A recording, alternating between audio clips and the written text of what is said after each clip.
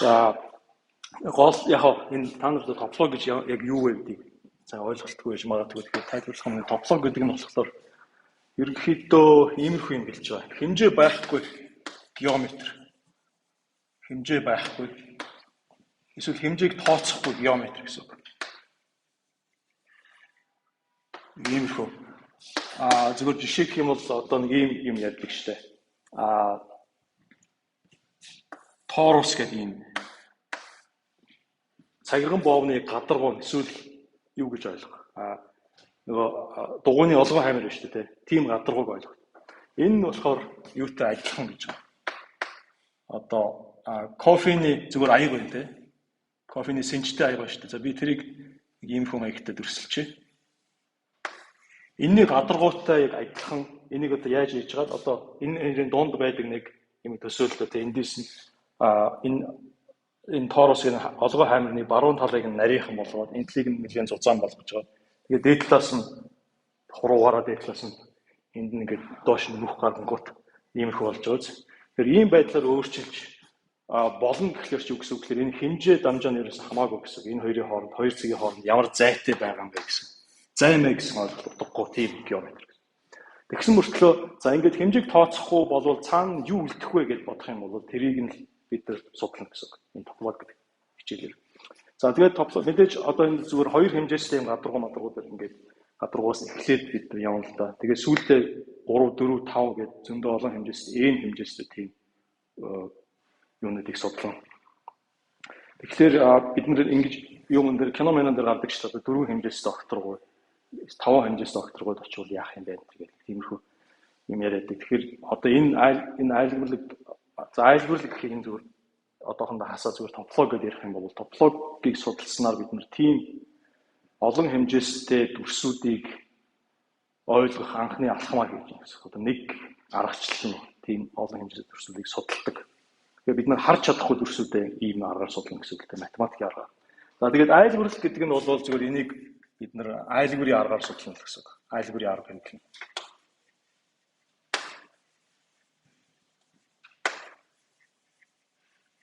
Тэгэхээр сая бүлгийн онол гэж хичээл авч байгаа юм тийм. Тэгэхээр гол нь бүлгийн онол хэрэгтэй юм. Тэгэхээр тийм актер сүртэй гүнзгий мэдлэгээр байхгүй зүгээр л бүлэг гэж юу гэлээ гэдгийг мэдж явах баг бид нар хичээл дээр хэрэгтэй юмудаа үзээд явчихна бүлгийн онолын талаар.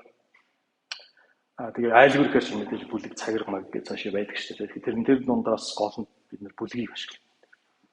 За энэ тополог гэдэг үгийн утга нь болохоор топо гэдэг нь болохоор газар байрлал гэсэн үг. Логи гэдэг нь лог гэдэг нь судалгаа гэсэн үг тийм. Тэгэхээр байрлалын судалгаа, байрлалын шинжилгээ гэсэн тиймэрхүү. Юутай энэ хуучин нэр нь болохоор analysis situs гэж байсан. Би энэ латинээр энэ analysis гэдэг одоо энэ латинаар яаж бичих юм би зүгээр англиар бичих шиг боллоо. Иймэрхүү нэртэй байсан хуучин нэр нь латинаар. Тэгээд энэ situs гэдэг нь бол одоо байрлал гэсэн үг шүү дээ. Сайт гэж байгаа шүү дээ. Тэрний уг үндэс нь явж байна. Тэгэхээр ийм нэртэй байж бас үлдээ тополог гэдэг ийм грек язгууртай үгээр солилцсон analysis situs гэдэг. За тэгээд та нарт одоо жоохон дахиад сайн нэг юм айгуу бүдэг бодог юм ярьчих шиг боллоо. Одоо топологийн үүслийн талаар жоохон яриад ирэх арай илүү тодорхой ойлголттой болох байх. Тэр топологийг хамгийн анх топологийн чанартай юм математик судалгаа хийсэн хүн бол Euler байгаа. Тэр Euler анх ямар бодлого авч үзсэн бэхээр Königsberg гэдэг. Königsberg-ийн 7 гүүрний бодлого гэж байдаг. Энэ нь ямар юм бэ гэхээр Königsberg гэдэг хотод дундуур нь гол урсдаг тийм хот байгаа. Хот байсан байна. Одоо ч гэсэн байгаа. Одоо болохоор энэ Калининград гэж Орос байдаг. Тэгэхээр гол нь болохоор гол нь яадаг гэхээр ингээд салаалаад энэ буцаж нийлээд ийм аралтай юм шиг болоо. Тэгээ энэ доороос бас ингээд салаалаад явцсан. Ийм яг энэ энд нь байдаг тийм хот байхгүй. Тэгээ энэ хотод 7 шиг гүүр байсан гэж. Одоо ч гэсэн байгаа л бах бодвол гүүрнүүд нь ингээд холбогдсон. Энийг ингээд холбогдсон нэг гүүртэй. Тэгээд энд бас ийм 7 шиг гүүр байсан. Тэгээ хүмүүс нь ороо ингээд зугаалдаг энэ чинь нэг том биш газар байх л та. Тэгээ гүүрэн дээгүүр ингээд ороо гараад зугаалдаг юм л та. Тэгээ зугаалж явахдаа хүмүүс юу гэж ярьсан гэхээр нөгөө тэдний хооронд юу байдаг вэ гэхээр энэ 7 гүүрнийг долоолонгийн нэг ороо ингээд тойрно. Долоолон дээгүүр нь явна. Гэхдээ нэг гүүрээр 2 удаа явахгүйгээр тэгж явах боломж бий юу гэдэг. Тэгээд хоорондоо ярилцаад хүмүүс янз бүрээр үзээд ерөөсөй болохгүй байсан. Тэгээ Эйлэр энийг анх яагаад энэ болохгүй вэ гэдгийг тайлбарласан. За тэгэхээр хамгийн анх Эйлэр яасан бэ гэхээр энд ерөөсөө энэ гүүрэн дээгүүр ингээд явах гэсэн тийм нэг явах гэсэн үйлдэл байгаа шүү дээ. Энэ гүүрний том жижиг мижиг ерөөсөө хамаа байхгүй. Энэ голын одоо жишээлбэл энэ талбай байна шүү дээ. Энэ талбай том байна уу жижиг байна уу эндээс ишигээ явах нь ерөөсөө хамаа байхгүй юм байна. Тэгэхээр энийг хийсвэрлээд юугаар сольж болох вэ гэхээр энэ хүний байж болох одоо голоор тусгаарлагдсан энэ хэсгүүд биш үү? Хэдэн ширхэг хэсэг байна. Дээд тал гэсэн нэг байна тий. Нэг энд нэг байна, 2, 3, 4 хэсэг байна. Тэгэхээр 4 хэсгээ зүгээр 4 цэгээр тэмдэглэжээ. Одоо ингээд тэмдэглэжээ л доо. Тэгэх юм бол жишээлбэл энэ хоёр хэсгийн хооронд 2 гүүр байна тий. 2 гүүр байна гэдгийг зүгээр ингээд хооронд нь энэ хоёр цэгийн хооронд явж болно гэдэг нь холбочлоо. Зүгээр юугаар зураасаар ингээд холбочлоо. Энэ хоёрын хооронд бас ингээд явж болно. За энэ хоёрын хооронд бас явж болно. Тэгэхээр энэ хоёр холбоотой байх хэрэгтэй. Энэ хоёр хоорондоо холбоотой. Тэгэхээр чинь ийм юу болж байгаа. Ийм маягтай диаграм болж байгаа. Одоо бид нар энийг юу гэдэг вэ? Одоо бид нар ийм объектыг юу гэдэг вэ? Граф гэдэг тийм. Тэгэхээр графын онолыг үндсийг тавьсан гэсэн үг байна. Тэгэхээр ерөөсө графаар ингээд энэ бодлогыг энэгээр солиод тэгээд одоо бодлого маань юу болох вэ гэхээр эндээс хаана нэгтгээс нь эхлээд гараас халгалгүйгээр энэ дүрсийг энийг энэ графын ирмэг гэж нэрлэдэг шүү дээ. Нэг ирмгээр 2 дахин явахгүйгээр энийг зурж болох уу гэсэн бодлоготой адилхан. За тэгэхээр энэ Эйлэрийн гол яагаад топологийг үүсгэсэн гэж яриад байна вэ гэхээр энэ дээр хэмжээ дамжаа гэж ерөөсөө хамаагүй ямар цэг нь хоорондоо яаж холбогдсон байна гэдэгт хамаатай байхгүй энэ бодлого нь. Тэгэхээр тэр нь тополог байна. Тэр нь топологийн шин чанар. Тэгэхээр жишээлбэл одоо энийг хараад энэ цэгүүд хаана байрлах нь ерөөсөө хамаагүй байхгүй. Жишээлбэл энэ бодлого юутай адилхан бэ гэхээр арай гоёор зуръя гэж бодоод жишээлбэл тэгшинтэйгээр энэ 4 цэгийг энэ хоёрыг нь энэ 3-ыг нэг дээр доор биш те. Ийм тэгшинтэйгээр зурах гээд оролдъё гэж бодъё л та. Тэгэх юм бол холбоос маань юу болох вэ гэхээр ийм болно гэсэн үг нэ. За тэгэхээр энэ дөрвөлжийн зурчиж болно. Тэгтэл энэ хоёр хоорондоо холбоотой байна тий. Гэхдээ мэдээж ингээд холбож болно. Эсвэл ингээд холбосож болно. Ялгаа байхгүй. Энийг хааш нь эргүүлж тойруулна уу? Цэгүүдийг хааш нь зөөнө ямар ч хамаагүй байхгүй. Зөвхөн аль цэгүүд хоорондоо ямар хоёр цэг хоорондоо холбоотой, яаж холбоотой байна вэ гэдэг нь хамаагүй. За тэгээд Эйлэр яасан бэ? За та нар энийг юу гэж бодож байна? Энийг тэгж зурж болох уу? Болохгүй яа.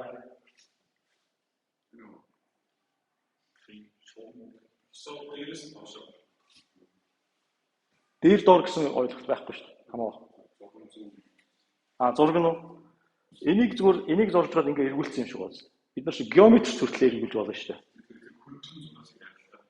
Ойлголоо. Зөв. Энэ биш шүү дээ, тий. Тэгэхээр эргүүлэлт тэргөө геометр байдаг. За ингээд зурчих. За энийг яаж тайлбарлах вэ гэхээр ингэж тайлбар. Аль нэг газраас нь эхлээд өөр нэг газар дууссан байлаа гэж бодъё л да, тий.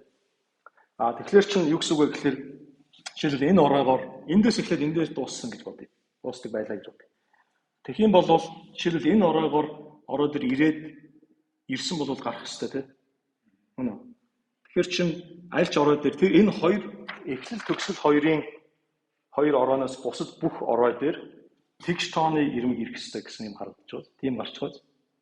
Тэгш тооны ирмэг ирж иж болно шүү дээ. Орсон гарсан гэхээр чинь. Тэгэхээр чинь юу гэсэн үг вэ гэхээр энийг одоо ямарваа нэгэн юм граф байлаа гэхэд ямар ч хамаагүй юу ч хийж болно доо. Граф байлаа гэхэд тэрийг саяхан шигээр зурж болох, сая миний хэлдэг шигээр зурж болох зайлшгүй нөхцөл нь болохоор хоёр ирмэгээс бусад бүх ирмэгийн хоёр ороогоос бусад бүх ороон зэрэг нь тэгш байх хэрэгтэй. Ороон зэрэг гэхээр тэр ороод хэдэн ирмэг ирж байгааг хэлж байгаа байхгүй. Тэгэхээр жишээлбэл энэ дээр их зэргүүдийг нь тоолъё л доо.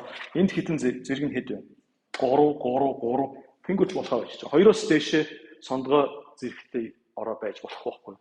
2 байх юм бол тэрийг нь эхлэл төгсгөл болгоод юм сонгож авчих болно шүү дээ. Тэгэхээр энэ дээр 3 байна гингүүт болохоо. За тэр байтугай энэ бас 5 тэгэхээр ч бүр болохгүй гэсэн. Тэгээд ийм аргумент хэрэгжилж баталсан байна. Тэгэхээр энэ бол хамгийн анхны топологийн аргумент гэсэн. За та нараас өөр иймэрхүү юмнууд байдаг шүү дээ. Жишээлбэл энийг одоо болох уу? Энийг тэгж зурж болох уу? Болохгүй. 4 шиг юу вэ шүү дээ. За ийм юм байвал яах вэ? Захиа энийг болох уу? Яаж? Эхлэл төгсгөлийг та нар шууд харж болно те. Ягаад гэвэл сондгоо зэрэгтэй 2 байвал тэрийг нь эхлэл төгсгөл болгох ёстой. Гингүүт автоматар зурагдчихна. Ямар ч бодох юм байна. Гэхдээ сая их араа өөр юу байгаа вэ? Зайлшгүй нөхцөлнүүд ингээд амархан харагдаж байна тий. Одоо хүрэлцээтэй нөхцөл гэж бас байна. Тэрийг батлах хэрэгтэй шүү. Зүгээр ингмүт болно гэж хэлж болохгүй шүү дээ. Сая бид нэр зүгээр зайлшгүй нөхцөлийг нь таарсан тий. Гэхдээ энэ хүрэлцээтэй нөхцөл нь бас үнэн. Хэрвээ 2 ширхэг 2 юм уу 0 ширхэг сондгой зэрэгтэй оройтой граф байх юм бол тэрэн дээр Эйлрийн зам оршин байна гэж. Саяын энэ шин чанартай энэ замыг Эйлрийн зам гэж байна. Бүх ороогоор дайрдаг, бүх ирэмгээр дайрдаг тийм замыг. За тэгээ яг буцаад ирж байгаа юм бол Эйлрийн огцоо гэж байна. Эйлрийн цикл гэж. За тэгэхээр ийм юм болсон. За дараа нь тэгсэн чинь яасан гэхээр 1750 он дахиад Эйлр яасан гэсэн чинь ийм гүдгэр олон талсыг авч үзсэн. Одоо жишээлбэл ийм байж болно. Хөл бөмбөгний юу вэ штэ. Хөл бөмбөгөн дээр ийм хээ байдаг шүү дээ. Яг ямар байдаг ийсэн санахгүй байна. Гэхдээ зарим нь 5 өнцгтэй, зарим нь 6 өнцгтэй ийм юу байдаг шүү дээ. Тэгэхээр энийг аваачаад нэг ийм олон талс гэж бодъё л доо. Тэгэх юм бол яадаг вэ гэхээр ийм том харсан байна. Оройн тоо, хасхан, ирэмгийн тоо, нэмэх нь талсын тоо. Ирэмгийн тоо гэдэг чинь одоо эднийг яриад байна. Орой гэхлээр энэ цэгүүдийг нь ярьж байна. Тас гэхлээр эднийг ярьж байна. 5 өнцг, 6 өнцг гэдэг. Хэд байдаг вэ? 2. Ийм томьёог нээсэн байна. Тэгэхээр энийг зүгээр та нар жишээлбэл мартчих юм бол яаж болох вэ гэхээр зүгээр ямар ч ийм гүдгэр одоо бөмбөлөг аваад дээр нь зурж нэг юм зурна гэсэн үг ийм олон тас. Тийм ямар ч олон тас дээр хүчинтэй. Тэгэхээр жишээлбэл хамгийн хялбархан нэг юм авчиж бол жишээл куб ч юм уу эсвэл зүгээр ийм тетраэдр аваад тэгээ эднийгээ тоолчих шүү дээ. Тэгээ хэд гарч ийн гэдэг. Тэгээд энэ тоог нь болчихно. Зүгээр энэ тоог март. Баруун гар талд нь хэд байдаг вүлээ гэдгийг мартсан байвал. За тэгсэн чинь 1813 онд. Тэгэхээр энэ бол ерөнхийдөө нэг энэ бөмбөлөг цаана байгаа энэ хөл бөмбөгийн бөмбөг байна шүү дээ. Хөл бөмбөгийн бөмбөг нь ямар хэмжээтэй байх нь хамаагүй. Энэ нь ийм бөөрөнхий байх нь хамаагүй. Энийг одоо жишээлбэл хөл бөмбөгийн хийг нь гаргаад шилчилгаад ийм болгож болно шүү дээ. Тэгсэн ч гэсэн энэ дээр нь байгаа энэ төс нь ирэмгийн тоо, оройн тоо, талсын тоо гэсэн юмнууд нь байж штэ. Тэр нь энэ бүсэн дээр энэ томьёо хүчинтэй байхгүй. За. Детроитрийг зүгээр энийг тоолохгүй, оройгийн тоолоод, ирэмгийн тоолоод, талсыг нь тоолоод ингээд нэмж хасаад үзэхэд хэд гарах нь үзэхгүй. Тэгээд энэ хэрвээ энэ хоёрын тоог мартчих юм бол тэгээд сэргэн гэсэн.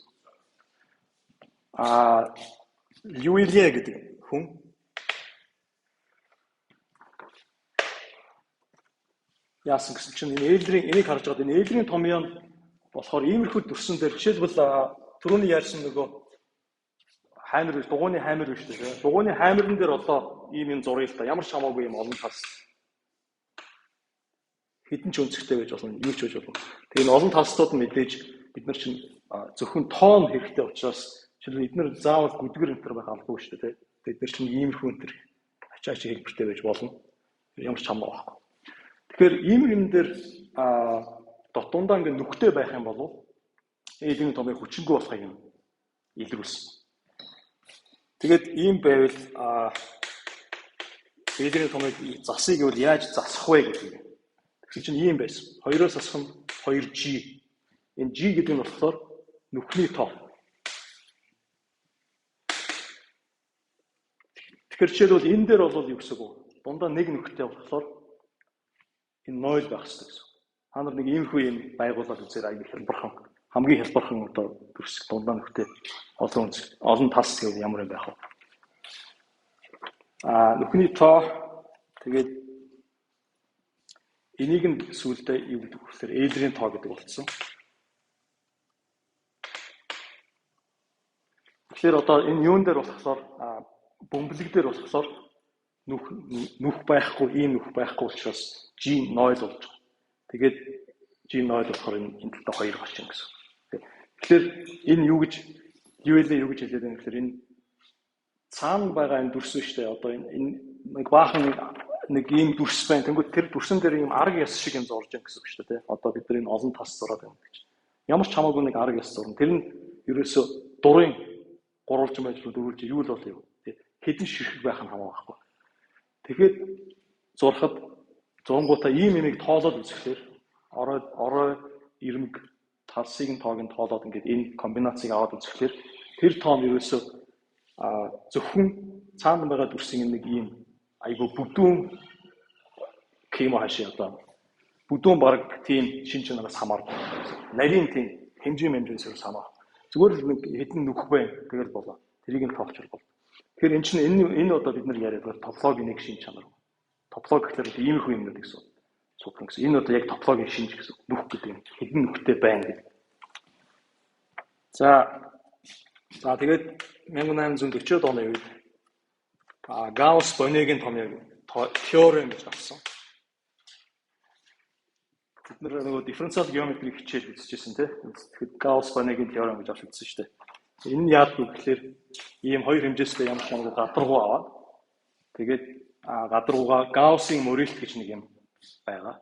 Бид нар энэ хичээлний холбоог зүгээр бид нар үүслийг нь ярьж байгаа болохоор за Гауссын мөрөлтийг нь талбайгаар нь үржүүлээд ингээд интеграл энэ гадаргуудыг бүхлээр нь интеграл авахлаар юу гарч ирлээ? Санаж байна уу? 2p-г үржих нь Эйлрийн тоо гэдэг тийм. Тэгэхээр 2p-г үржих нь 2-оос асах нь 2g гэсэн үг. Ийм болж байгаа гэсэн. Тэгэхээр одоо жишээлбэл бөмбөлөг дээр юу гарна гэсэн үг. Бөмбөлөг дээр g нойл юм чинь энэ талдаа хэд гарах нь 4p гарах нь тийм. Тэгээ бөмбөлөгийн Гауссын мөрөлт тогтмол гэх юм бол бөмбөлөгийн талбай хэд вэ? Энд дээр би хичээл та.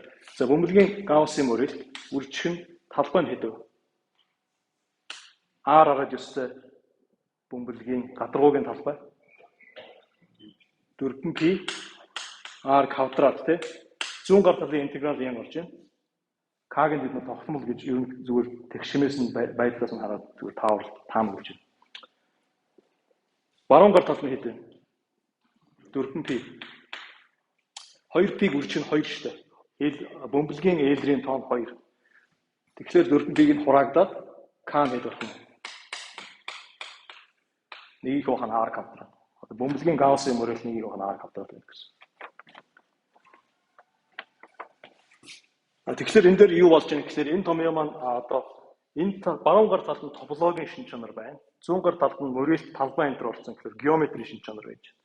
Тэгэхээр энэ юу гэсэн үг вэ гэхээр энэ одоо жишээлбэл энэ бөмбөлөгийг аваад ийм байдлаас ийм болгоёлтой налчилгаад тийг нь гаргаад ийм болгоцсон.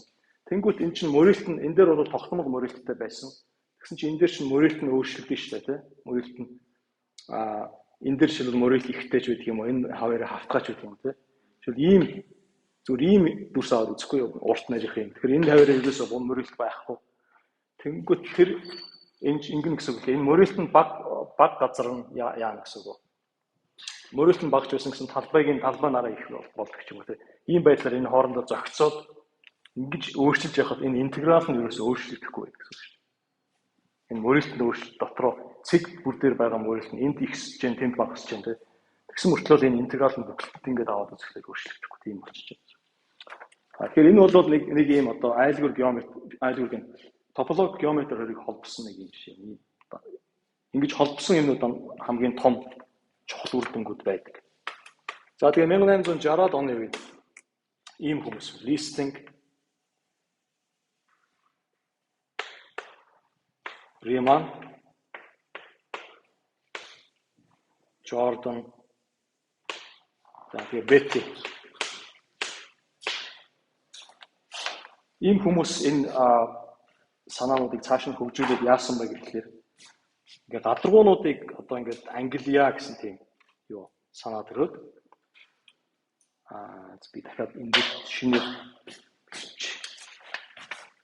за энд ч үзье. Тэгэхээр одоо жишээлбэл ийм хоёр нөхдөд ийм төрс байлаа гэж байна. Тэр ийм гадаргуу. Одоо энэ гадаргуу гэж ярьж шүү. Одоо энэ шиг юм гэсэн. Гэсэн мэт хоёр нөхдөд нэг юм уу гэдэг чинь нэг хүүхдийн нэг усан бассейнд ордог нэг юм их байдаг шүү. Хөлөө дотор хийчдэг ч юм уу. Ийм тиймэрхүү одоо гадаргуу ярьж байна. За тэнгууд энэ гадаргууг одоо бусдаас нь яаж ялгах вэ гэх юм бол ингэж болно. Одоо эдгээр энэ Риман ялангуяа ийм санаа оруулж ирсэн байна. Энийг ингээд тойргоор хаан чамаагүй тойрог авч болно. Тэнгүүтээ тэр тойргоо ингээд тойргоор энэ гадаргуу зүсэх байхгүй юу. Тэр хэдэн удаа зүсэхэд хамгийн ихтэй хэдэн удаа зүсээд энэ гадаргууг салгах бүр ингээд салгаад хоёр хэсэг болгохгүйгээр хэдэн удаа зүсэж болох вэ гэсэн тийм асуулт байна. Тэгэхээр одоо жишээл энэ дээр ингээд хоёр удаа зүсэж болж байгаа байхгүй юу. Одоо нүх гэсэн тийм энийг юу яах гэдэг байгаа байхгүй. Нүх гэсэн энийг яг бид нар хараад шууд нэг нүхтэй энийг хараад хоёр нүхтэй гэж хэлж болж штэ. Гэтэ зарим одоо Риманы ялангуяа судалж ирсэн геометри гадаргуунууд нь болохоор ингэж зурж болохгүй зүгээр ингэж хийсвэр байдлаар тодорхойлсон тийм гадаргуунууд байсан. Тэгэхээр тийм гадаргуутай ажиллах үед тэр нүх нь хаана хэдэн нүхтэйг нь яаж мэдэх вэ гэхээр ийм тодорхойлолт болчихсон. Яг ийм тойргуудаар зүсэхэд хэд удаа ингээд хоёр удаа зүсээл цаашаа ерөөсө боломж байхгүй. Дахиад нэг л удаа зүсэх юм бол энэ чинь бүр хоёр хэсэг болчих. Тэгэхээр ийм байдлаар нүхийг нь харж болох юм, тоолж болох юм байна гэж. За тэгэхээр энэ G гэдэг юм ингэж тоолж. За тэгсэн өөр бас нэг санаа нь болохоор ийм. За тоо зүгээр юу аваад үзье. Зүгээр нэг дугууны хаймар. Дугууны хаймрыг аваад үзье. Тэнгүүт энэ дээр ингээд бид нар янз бүрийн юунууд ингээд зүсхийн оронд одоо яах вэ гэхээр ийм гогцоонууд авч үзье. Тэгэл гогцоогоо одоо юугаар хийсэн гэж бод. Ингээ буйл гэх юм уу. Иймэрхүү нэг юу байдаг штэ. Үзүүр нь ингэсэн. Тэгээд энэ дотор ороод ингээ цааш явц тэ.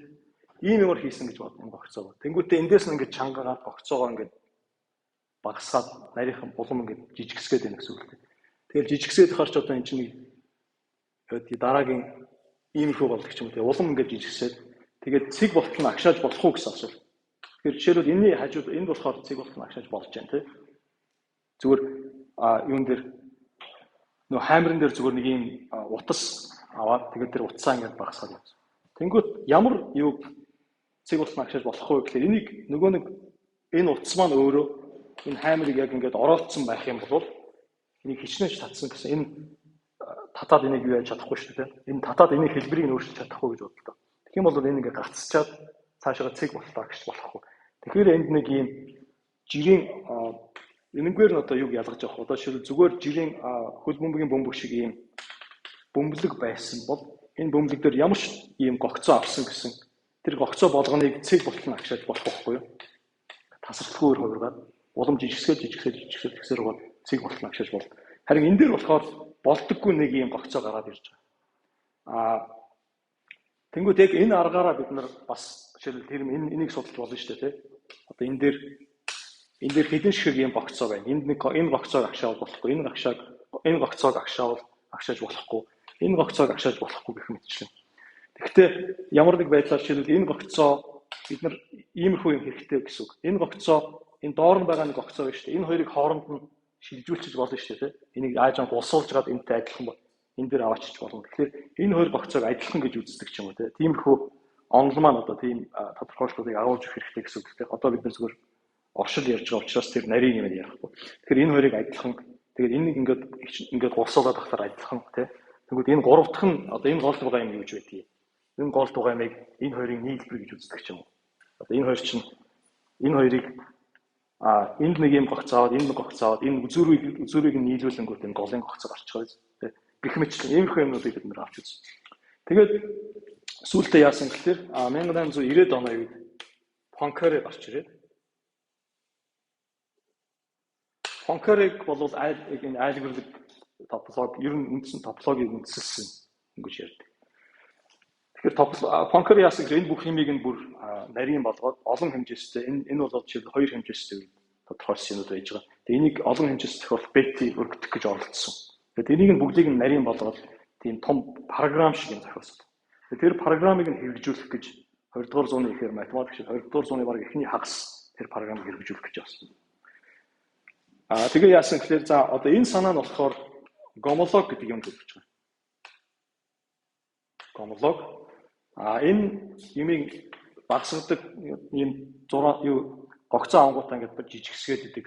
Жижигсгээд цэг болон агшаал болох уугүй гэдэг. Энэ ийм маягаар судалдаг. Топологийн ийм маягаар одоо дүрсийг судалдаг. Энэ арга нь гомотоп гэдэг юм төрсөн. Гомотоп.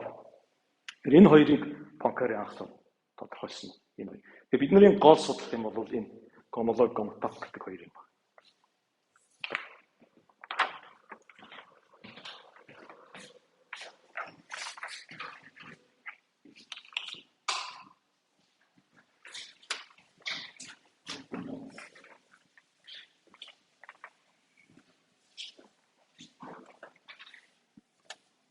Энэ юу айлгуурлаг тополог гэдэг бид нар хичээлээр нэрсэн ч гэсэн мэдээж айлгуурлаг биш ерөнхий юмудаа бас ярина. Ерөнхий тополог юмудаа.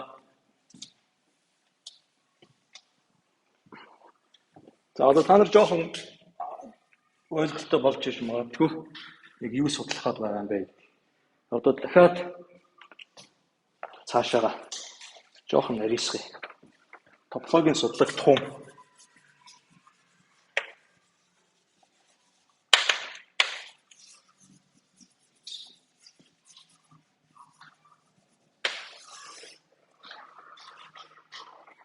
Тэгэхээр бид нэг бүдүүн баг юм ярьж байгаа цаашаа улам нарийсгаад яваа. За эхлээд нэг юм ярьчих.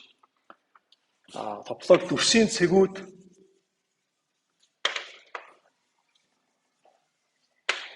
хоорондоо яаж холбогдсон бэ? Тэгэхээр хэмжээ хамаагүй хоорондоо холбоотой юмуд хамаатай гэсэн. Тэгэхээр жишээлбэл иймэрхүү юм байж болох юм. 8-ын тоо тэгэнгүүт энэ хоёр. Одоо хоёр нүктэй яг тэрэн дээр зурсан шиг юм. Энэ хоёр жишээлбэл за тэрийг болий зүгээр хавтгай дээр байгаа ийм дүрс гэж бодоод нэг юм бөөрийнхээ ангуудаа дунд нь хоёр нь хугаад авцсан. Тийм дүрсийг ярьж хавтгай дээр байна. Тэгэхээр энэ дэр жишээлбэл энэ хоёр цэг хоорондоо ингээд холбоотой байна тий. Тэнгүүд энд байгаа цэг дөрвөн талдаа юмтай холбоотой байна тий. Дөрвөн талдаа. Яг тэрэн шиг энд байгаа цэгийг ингээд авах юм бол энд байгаа цэгийг авах юм бол энэ хоёр ингээд хоорондоо ингээд ойрох юм байна тий. Тэнгүүд энд байгаа цэг чинь ингээд энэгээр нэг юм гараад дээшээ гарсан. Эндээс ингээд доош нь гарсан маягтай.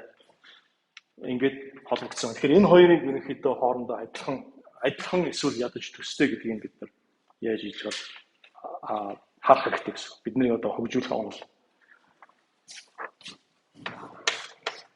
Энэ дээр яг нэг юм гарчин л дээ. Энэ граф дээр ингээд холбоо гэж ярихад айгүй амархан байгаа. Граф дээр жишээлбэл энийг зүгээр граф болгоё гэвэл яах вэ? Иймэрхүү юм ярьж болох юм. Ингээ явчин 5хан шиг зэгтэй. Тэгээ тэр цэгүүд нь хоорондоо ингээ холбогдсон. Ийм жишээлбэл 8-ын тоо гэд ярихлаар жоохон юу болж байгаа. Яг ингээд яг таг яг тэр нь хоёр цэг хоорондоо холбогдсон гэдэг нь тэр гэд хэлэхэд жоохон хэцүү болчихж байгаа. Яг тэгэхээр энэ хоёр цэг ингээд байлаа гэхэд тэр хоёрын хооронд дахиад цэг байгаа шүү дээ. Тэгээ энэ хоёрын хооронд бас дахиад цэг байгаа. Тэгвэл та нар зүгээр ерөнхийдөө хар ухаанаар харахад бол ойлгогдож байгаа зүйл. Тэрийг тэр хар ухаанаар бодоод байгаа юм чинь яг математикийн хувьд яг таг болгох гэдэг байхгүй юу? Тэгээд айлгуурлаг геометри гэдэг чинь. За тэгэхээр энийг дагаад бид нар ингэж бас болж байна. Дүрсийг урахгүй. Энэ бол яг жинхнээс 19-р зууны сүүлийн үед яригдчихсэн тийм тодорхой. Дүрсийг урахгүй, наахгүй. Наахгүй гэдэг нь одоо жишээлбэл энэ хөл бөмбөгийн хийг нь гаргандуудаа хоёр талыг ингэж харчаад тэгээ тэр хоёр цэгийг нэг гэж үзнэ гэсэн үг тийм наал гэдэг нь. Тэхгүй гэсэн үг. Хооронд нэг наалдуулаад ерөөсөө нэг цэг шиг болгочихгүй гэсэн. Наахгүй бол яаж агшааж сунгаж агшааж, сунгаж, мушгиж, мөрөөлгөж болно.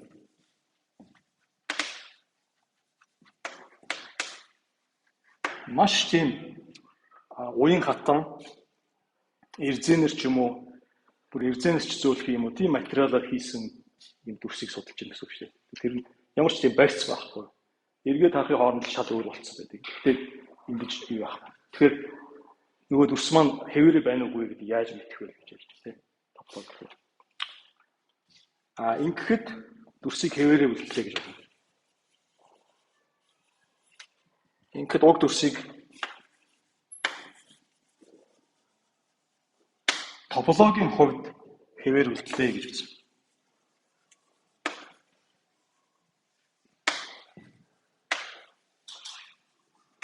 За нэг юм.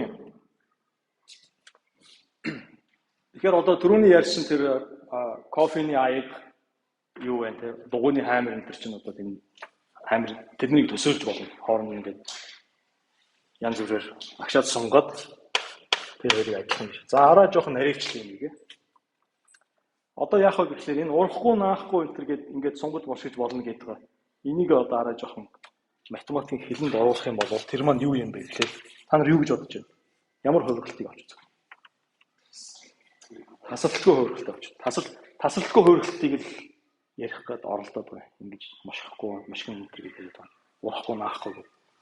За дүрсийг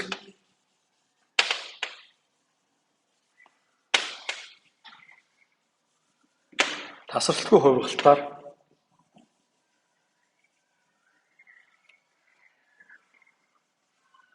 хувиргахад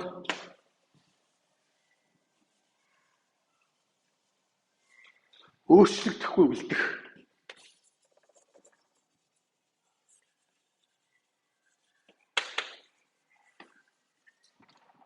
тэр шин чанаруудыг судалнаа.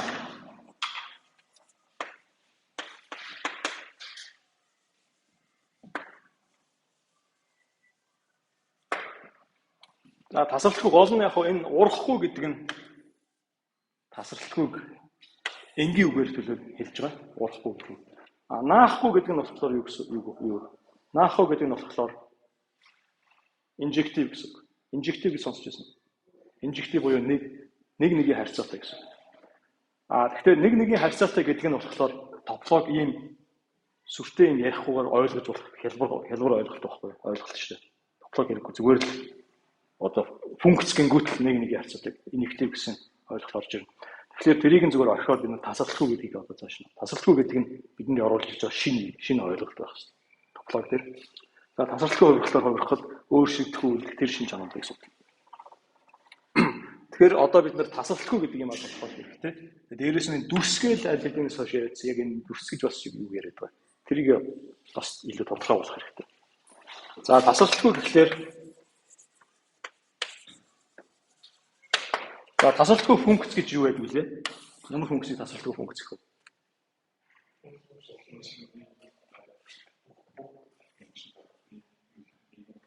Уламжлал биш. Уламжлал гэдэг чинь дифференциачлагддаг. Уламжлал гэдэг чинь бүр тасралтгүйгээс цаашгаа яваад. Илүү маш хүчтэй шин чанар. Тасралтгүй гэж юу? Зүгээр зурх юм бол функцийн график, тасралтгүй функцийн график зур гэвэл та нар яах вэ? Иймэрхүү юм зурж болно те. Гэтэ яг ингээд нэг цэг дээр байсан гинт утга нь өөрчлөгдөд өөр болоо явчихдаг. Ийм юм байхгүй гэсэн үг шүү дээ. Графикийн зураг гэвэл. За тэгэхээр тасралтгүй гэж юу юм бэ гэхээр ойрхон цэгүүд буулгадаг тийм буулгалт. Ойрхон цэг, хоёр ойрхон цэг байвал тэр хоорондоо ойрхон газар байна. Ойлгож байна уу? Бас яг таг бас болоогүй л байна. Ерөнхийдөө тэрнээс араа наагур явж байгаа шүү. Яг математикийн тодорхойлолт бол биш. Гэхдээ та нарын одоо юуг чинь төсөөлөл олох гээд юм л та. Тасралтгүй функц гэж юу вэ гэдгийг ойрхон цэгүүд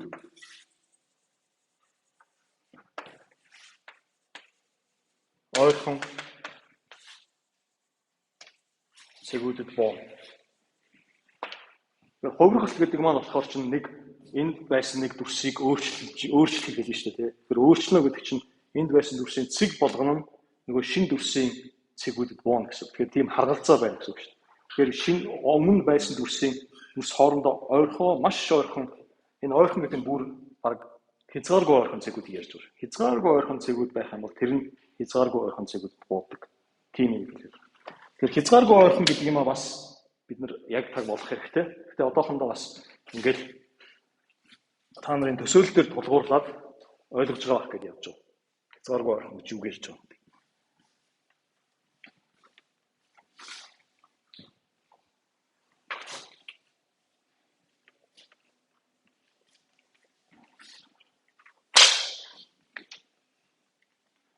Тэгэж ойрхон гэхлээр чинь та нар зай ярихгүй, хэмжээ ярихгүй гэсэн мэтлээ яагаад ойрхон гэж яриад байна гэж магадгүй. Тэгэхээр энийг одоо бид нар ойрхон гэж юм хаалт кавичн хийгээд байна. Нэг ойрхон 2 м биш 1 м байвал 2 м-ээс ойрхон ч гэдэг юм. Тийм метрээр хэмжихгүй. Гэхдээ хоорондоо хязгааргүй ойрхон гэдэг ойлголтыг бид нар заавал тийм хэмжээ оруулахаар болдог байхгүй. Тэгэхээр тэрийг бид нар сүүл үзэлтэй харав. Тэгэхээр та нар гадарлаж байгаа. Одоо жишээлбэл түрүүний нөгөө нэг ийм юм ярьсан. За дахиад нөгөө дугууны хайр. За энийг одоо жишээлбэл ийм нөгөө юуны кофений аяг болох гэдэг эхний шатн тий. Дараа нь дахиад одоо энэ дээр нь ингээд хонхойлгоод ирсэн хоруугаараа дарыг тэр дээд толтно. Тэгэхээр юу болох вэ? Ингээд нэг доош хонхойтсон. Тэгээд эндээ ийм одоо иймэрхүү юм болж байна. За тэгэхээр энэ дээр жишээлбэл энэ хоёр цэгийг аваа тий. Энэ хоёр цэгийг аваа. Тэгэхээр энэ хоёр цэг жишээлбэл энэ ингээ гарсан байдаг гэж байна. За энэ хоёр цэгийг авангууд жишээл энэ хоёр ойрхон гэж бид нар яг ярьж байгаа тийм цэг байдаг гэж байна. Тэнгүүт энэ дээр ч мэдээж харахад ойрхон биш хол буутсан байж болно тий. Тэгээд бид нарыг би энэ ойрхон гэж кавичгтайг ямар утгаар яриад байгаа одоо тодруулах гэдэг. Энэ маш хязгааргүй ойрхон гэж ярьсан. Хязгааргүй ойрхон гэхэлэр юу гэсэн үг гэхээр энэ хоёр цэг бол зүгээр ингээд хоёр цэг авах юм бол тэр хоёр цэг хоорондоо холдчих болно. Хязгааргүй ойрхон гэдэг ойлголтыг яг таг болгохын тулд яах ёстой вэ гэхээр хоёр цэг биш маш олон цэг авах ёстой байхгүй. Одоо жишээлбэл энэ цэг аваад энэ рүүгээ ингээд хязгааргүй улам ойртсон ийм цэгүүдийн дараалал авчихсан. Тэнгүүт энэ дараалал чинь өөрөө энд буухтаа тэрлүү хязгааргүй улам ойртсон тийм цэгүүдийн дараалал буух ёстой. Тэрийг одоо энэ хязгааргүй ойрхон цэгүүд бууна гэж яриад. Тэгэхээр энэ ойлголтыг бол бид нар оруулахын тулд заавал зай гэсэн ойлголт хэрэг байхгүй. Нэг цэг рүү нийлдэг тийм цэгийн дараалал гэдгийг нь тодорхойлно. Юу гэнэ? Буулгалт олдохгүй хамаагүй шүү дээ. Бид нар нэг буулгалт байна. Тэр буулгалтыг ямар үед тасралтгүй гэх вэ гэдгийг ярьж байна шүү дээ. Тэгэхээр буулгалт бол байгаа гэж хэлж байна. Нэг буулгалт байна. Ямар үед тэр буулгалт ямар шин чанарыг хангасан бол тэр буулгалтыг тасралтгүй гэх вэ гэдгийг ярьж байна. Тэ? Тэгэхээр буулгалт байгаа. Энэ тодорхойлолтын хүрээнд бол буулгалт нь угаасаа байгаа гэж байна. Тэгээд тэр буулгалт нь энэ цэг жишээлбэл энэ цэгд бууж байна. Тэр цэг бууж байна. Ингээд энэ нийлдэг дараалал буулгалтыг тасралтгүй гинэ. Тэгэхээр одоо яах вэ гэхээр дараалал нийлнэ гэж юу юм бэ гэдгийг бид нар тодорхойлох хэрэгтэй гэсэн үг. Тэгхийн бол тасралтгүй буулгалтыг тодорхойлж чадна тийм. Тэгэхээр явж хамгийн эцэстээ юу болж юм гэхээр дарааллын нийлэлтийг тодорхойлж чадах хэрэгтэй гэсэн. Ямар нэг байдлаар тэр дүрс дээр тийм. Тэгэхээр одоо дүрс гэдэг юм аа. Одоо тодорхойлъё. Тийм бол ингээ хамаг юм болчихгооз дараалал одоо бид нар тасралтгүй гэдэг ойлголтоо тодорхойлчихно. Тэгээд одоо дүрс гэж юу юм бэ гэдгийг мэдчих одоо болох гэдэг шүү дээ. Тэгэхээр дүрс гэдэг сая бол угаасаа сая тодорхой. Энэ тасралтгүй гэдэг ойлголтоороо дүрс гэдэг нь өөрөө тодорхойлдог. Юу гэхээр бид нар нэг дүрсийг өөр дүрсэд хувиргадаг тийм хувиргалтуудыг ярьж байгаа шүү дээ. Тэгээд тэр хувиргалтууд дээр тасралтгүй гэсэн ойлголт тодорхойлогдсон байх ёстой. Тэгэхээр юу гэсэн үг вэ? Дүрс нь угаасаа цаанаасаа тийм ойлголтыг агуулж явах ёстой гэсэн. Одоо жишээл энэ дүрсээр цэгүүд авахд энэ дүрсээр дараалал авахд тэр дараалал нийлж байна уу үгүй юу гэдгийг хэлж чаддаг тийм бүтэц тийм мэдээлэл тэр дүрс дотор байж ах хэрэгтэй гэсэн. Тэгэхээр энэ дүрс гэдэг маань юу юм бэ гэхээр ерөөсөө тухайн дүрс гэдэг маань юу гэж нэгдүгээр олонлог гэж байна тийм. Тухайн олонлог дотор дараалал авахд тэр дараалал нийлдэг үү, эсвэл нийлдэггүй юу гэдгийг тогтоодог тийм шалгуур байдаг. тийм олонлогийг дүрсгэн гэсэн тийм. Тэгэхээр ингээ болчихж штэ бүх юм. За дүрсэхээр одоо тасралтгүй гэх ойлголт тийм тасралтгүй. Эсвэл за бид нар энэ тасралтгүй чинь цааш нь явуулаад дарааллын хязгаар болсон штэ. За эсвэл хязгааргүй ойрхон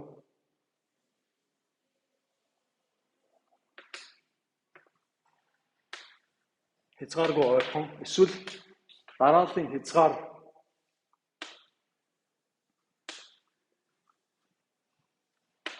ийм ойлголтууд эдний аль нэг нь байх болсон нөгөө хоёр нь гараад байна.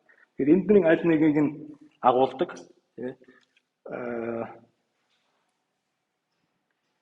гэх ойлголт.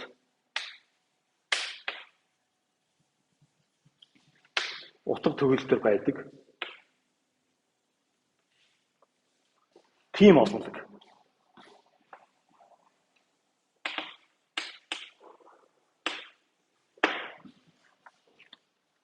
Тэгээд энийг юу гэж ийм олонлогийг бид нар юу гэдэг вэ гэхээр тополог окторгүй гэж ярьдаг.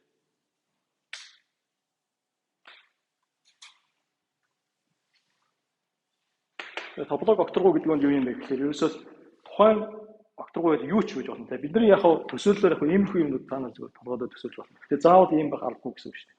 Ерөөсөө нэг юмнуудын цуглуулга олонлог гэдэг чинь юу вэ гэхээр элементүүдийн цуглуулга байж байна. Жишээлбэл энэ дээр бол энэ чинь өөрийнхөө цэгүүдийн цуглуулга шүү дээ. Тийм утгаараа энэ олонлог болж байгаа шүү. Тэгэхээр тэр цэгүүдийн цуглуулга дээр ерөөсөө дарааллын хязгаар гэдэг ойлголт тодорхойлж байгаа юм. Ямар үед ямар цэгүүдийг яг ингээд нэг хязгаарууд өгч юм гэж ярих вэ гэдэг тийм ойлголт нэмээд өгчих юм бол тэр маань шууд тополог окторгүй болчихно. Эсвэл тухайн олонлог дээр тасралтгүй функцүүд гэж ямар функцийг хэлэх вэ? Ерөөсөө тухайн олонлог дээр ямар ч олонлог өгсөн байшгүй k гэдэг олонлог өгсөн байх тийм. Эндээс k-гаас бодитоор буулгадаг ийм функцийг тодорхойлж болно шүү дээ. Өөрөөр хэлбэл нэг ийм аваад тэрэн дээр цэг болгоно нэг тоо харгалзуулчих гэсэн үг шүү дээ. Температур ч юм уу юу чинь тийм. Энд 100 градус, энд 50 градус гэсэн тийм функц гэж тийм нэг ярьж байна. Тэгээд байж болох бүх функцүүдийг авч үзье. Тэнгүүтээ ерөөсөө хоёр хуугаал энийг нь эднэрийг нь бид нэр тасралтгүй гэж нэрлэчихье. Эднэрийг нь тасралтгүй биш. Өөрөөр хэлбэл тасралттай гэж нэрлэчихье. Бичих юм бол тэгээд тополог окторгүй болчихно. Гэтэ мэдээж тэр хоёр хуваахтаа тодорхой шин чанарыг хангах хэрэгтэй л байна. Тэгэхээр тийм бүтцэл орцсон, тийм л юмыг тополог окторгүй гэж нэрлэж байна. За цаашлах юм бол бид нар яг энэ хичээлээр голдуу тийм ерөнхий тополог окторгүй авч үзэхгүй. Голдуу цогц авч үзсэн. Цогц гэдэг нь юу юм бэ гэхээр иймэрхүү хоёр хэмжээстэй одоо биднээс яриад байгаа энэ гадаргуунууд болохоор хоёр хэмжээстэй цогц. Тэгээд иймэрхүү юмнууд цаашаа 3 4 олон хэмжээстэй ийм юмнуудыг авч үзэн гэсэн. Цогц за гадаргуу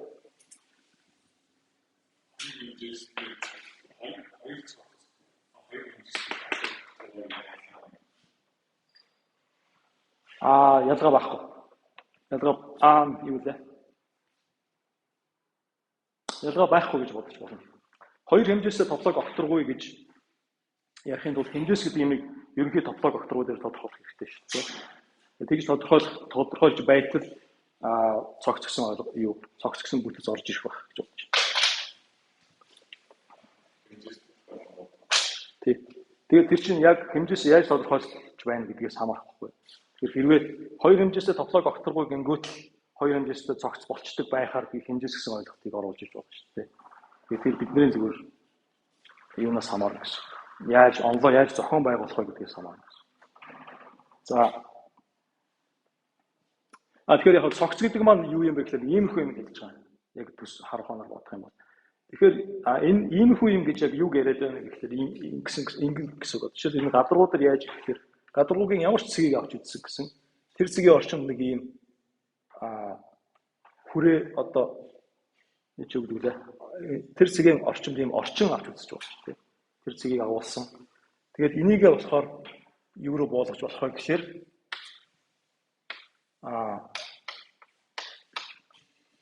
энийг R2-ийн нэг хавтгай дүрсийн нэг ийм дэд олонлогтой адилхаж болж байгаа. Тэгэхээр өөрөөр хэлбэл гадруу гэдэг нь юу юм бэ гэхээр зүгээр ийм баахан хавтгай жижигхэн ийм бөөрөнх юмуд аваад тэр эднэрээ яаж хийж байгаад хооронд нь ингээд наагаад нөхөөс тавьж байгаа юм шиг те баахан нөхөөснөөс бүтсэн тийм дүрсийг бид нар гадруу гэж байна. Гадруу. Яг энэтэй адилхан 3 хэмжээстэй зогсох юм бол 3 хэмжээстэй одоо жишээл энэ өрөөнд дотор байгаа нь орон зай биш. Энэ дотроос ингээ нэг бөөрөнх юм огтлж аваад тэднийг ингээд наагаад гарцсан. Тэгж тэгээд наагаад ахлаар тэр нь заавал одоо энэ өрөөнд дотор багтдаг тийм дүрс гарах уу. Одоо жишээлбэл энэ бөмбөлөг гэж ярих чинь бөмбөлөгч нь хавтгай дотор багтахгүй гоос тийм. Эднийг яаж хооронд нааснаас хамаарат нэг 3 хэмжээсээс халиад гараа явчихна. Одоо жишээл бидний 3 хэмжээстэй юмнууд хооронд наасан ч гэсэн тийм. Тэгэхээр ингэж хооронд нь яаж нааж байна вэ гэдэг мэдээлэл чинь өөрөө яг топологийн мэдээллийг агуулдаг байгаа байхгүй. Тэрийг нь бид нар тэр нь биднэрт маш чухал гэсэн.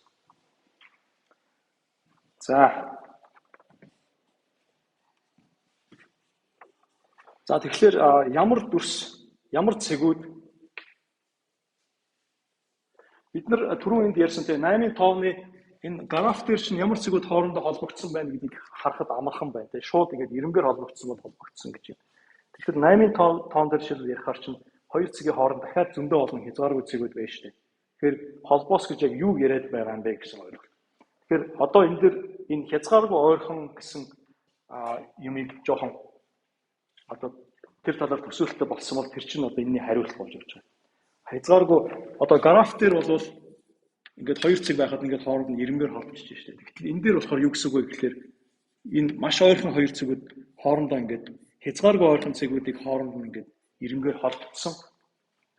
Яг ингэж энийг яг тэг болох арга байхгүй л дээ. Гэхдээ маш хоорондоо ингээд бүр ингээд баг наалтсан хязгааргүй ойрхон байгаа цэгүүд хоорондоо холбогдоод ингээд явцсан. Энийг одоо юугаар маш хүчтэй микроскопоор ч харах юм бол иймэрхүү юм байгаа гэсэн тийм. Иймэрхүү юм байгаа гэж бид нар зөвхөн төсөөлж байна гэсэн. Яг үүндээ бол юм байхгүй мэдээж энэ хоёрын хооронд дахиад цэг байгаа шүү дээ. Тэгэхээр хязгааргүй ойрхон гэдгийг бид нар тиймэрхүү маягаар одоо энэ графын цэгүүд хоорондоо холбоотой гэдэг тэр төсөөллөө энэ тасралтгүй 8-ын тоо шиг тийм төрсөн дээр хэрэглэхийн тулд хязгааргүй ойрхон гэсэн юм яриад байна. За тэгэхээр ямар цэгүүд хоорондоо хязгааргүй ойрхон бэ? За хязгааргүй хаяад зүгээр ойрхон гэдгийг ингээд биччихье. Энэ маань бидний төсөөлөл баггүй. Тэгэхээр энийг яг таг болгоё гэвэл дандаа ингээд нэг дараалал мараалын хэл рүү ороо явчих. Дараа тэр цэг рүү нийлсэн дараалал энэ гэсэн юм явчих. За ямар цэгүүд хоорондоо хязгааргүй ойрхон бэ гэдгийг мэдснээр бидний сая ярьсан юм гэж би дахиад бичиж байгаа шиг байна л да. Тухайн дүрс. Одоо бидний дүрс гэдэг маань яг албан ёсны юу биш болцсон. Албан ёсны нэр томьёо нь бол топологокторгүй. Эсвэл цаашлаад цогц өтер гэж ярина. Дүрс гэдэг бидний зүгээр оршил дээр ярьж ирсэн юм. Одоо кавичн дотор орчиж байна. За тухайн дүрс бүрэн тодорхойлох.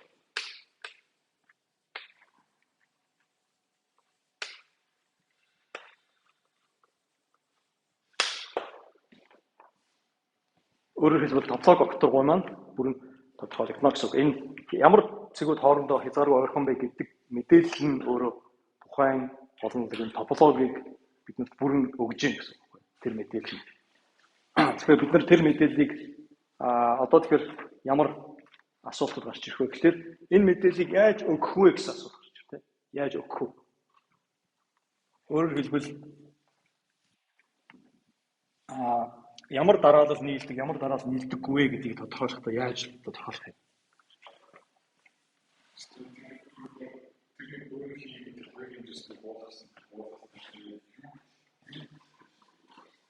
Юу гэж хэлэх гэсэн бэ гэхээр энэ бөөрөх ийм юмнуудаар нааж хийж болно гэсэн. Гэхдээ бид нар энийг сүүлд илүү тодорхой авч үзэх гэж учраас одоо бүр яг энэ рүүгээ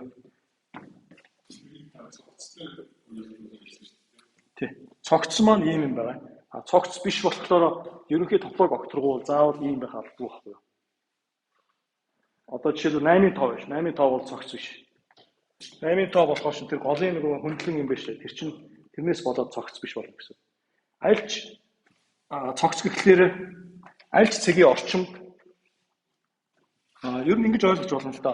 Альч цэг дээр нь очиод ингэж харахаар ойр орчим нь ерөөсө бие биенээс ялгагдахгүй. Одоо жишээлбэл Ийм юм байх юм бол энэ цэгийн орчимд нэг ийм интервал авч юм те. Энэ цэгийн орчим дахиад интервал энэ хоёр ч хоорондоо адилхан. 8-ын тоо авчингууд чинь энэ цэг чинь онцгой тусгай цэг болоо тэгээд юу биш болгочих. Энийг цогц биш болгочих. Гэхдээ энэ ч топлог докторгоо мөн. Топлог докторгоо гэдэг нь илүү ерөнхий.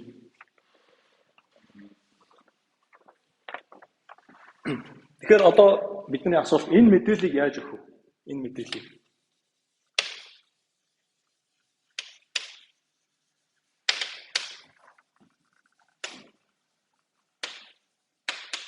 гэсэн. Өөрөөр бас энийг юу гэж ойлгох вэ гэхээр яаж топлог докторгоог яаж байгуулах вэ гэсэн.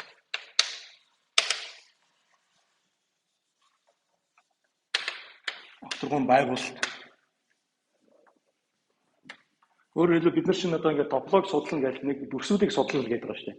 Тэгэхээр тэр дүрсүүд маань юу юм бэ гэдгийг эхлээд тодорхойлох хэрэгтэй шүү дээ. Эхлээд ямар ч байсан гэсэн нэг судлах юмнуудаа нэлээд хэдэн тийм судлах юмнууд авчаад цуглуулчих хэрэгтэй шүү дээ. Тэгээд бидний ингээд хараа судлах гэсэн. Тэгэхээр яг хаа энэ бөмбөрцөг энтер маань бөмбөлөг тэр тоорос энтер гэдээ ярьж байна л та. Тэгээд тэрнээс гадна өшөө олон сонирхолтой жишээнүүд яаж бий болох вэ? Эднийг ашиглаад ч юм уу эсвэл ортос бүр хоосноос ч юм уу. Тиймэрхүү юмуд ярьж байна тийм. За тэгээд за яаж байгуулах вэ? Тэгээд цаашлах юм бол хоёр дүрс хоорондоо адилхан гэдэг яаж мэдэх вэ? Энэ ерөнхийдөө баг үндсэн асуулт. Хоёр дүрс хоорондоо адилхан гэдэг. Адилхан эсвэл өөр гэдгийг яаж мэдэх вэ?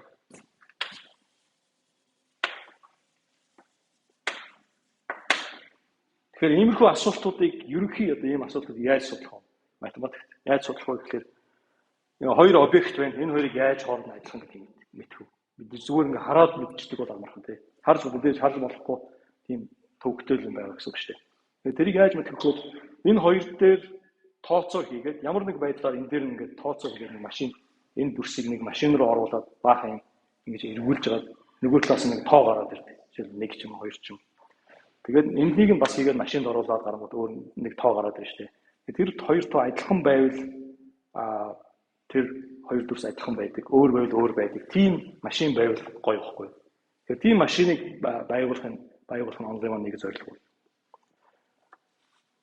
Гэхдээ бид нар яг тийм машин байгуулж чадахгүй л яг. Гэхдээ ямар машин байгуулах вэ гэхээр энэ гомлог гэдэг чинь тийм машин байхгүй. Ямар машин байгуулах вэ гэхээр гарч ирж байгаа юмнууд нь өөр байвал өөр гэдэг нь найдвартай байдаг. Адилхан байвал адилхан гэдгийг хэлдэг. Адилхан ч биш магадгүй өөр ч биш магадгүй. Тийм. Топлог маань өөрөө маш хэцүү салбар учраас яг тиймэрхүү төвшөнд хөгжиж байгаа тоо. Хоёр хэмжээстэй гадаргуугийн хувьд бол бүгдийг нь мэдсэн. Бүр яг гарч нөгөө машины гаралтаар нь шууд адилхан өөрийг нь хэлдэг тийм юм байж байгаа. 3 гээд 4 гээд цааш явах юм бол тийм яг таг хэлдэг юм байхгүй. За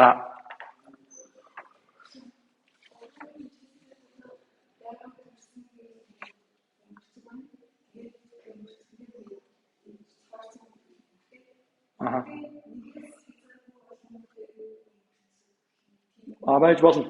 Тэр яг сая их гэхдээ эдгээр чинь бид нар хоёр хэмжээстэй гэж ярина шүү. Гадаргуу нь хоёр хэмжээстэй. Иймэрхүү юмнуудын онлон хөгжиж ер нь гүйцэтгэсэн. Харин 3 хэмжээстэй гэхээр чинь бидний яг ингэж зурж болохгүй тийм юм ярьж байна. Энднийг одоо жишээ энэ дугууны олгоо хаймар чинь ингээд гадаргуу нь ингээд ийм хоёр хэмжээстэй юм байгаа шүү дээ. Ойртуулаад ингээд харах юм бол энэ цаасны гадаргуу шиг. Харин тэр 3 хэмжээстэй цогц гэдэг чинь юу юм бэ гэхээр цэг болгоных нь ойролцоох тэр орчин нэг бидний энэ 3 хэмжээстэй орчин шиг тийм юм байна. Тэгэхээр иймэрхүү юмнууд нийлээд тийм 3 хэмжээстэй дүрс үүсгэж. Тэр дүрсүүдийн судалгаа нь бол гүйцээгүй байна.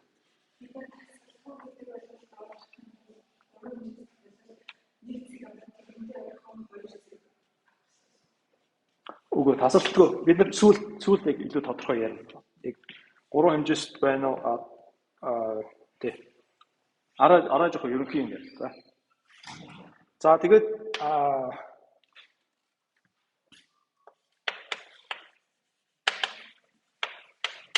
бүр одоо бүтчгүй мөрөөдөл гэх юм бол байж болох бүх дүрсүүдийг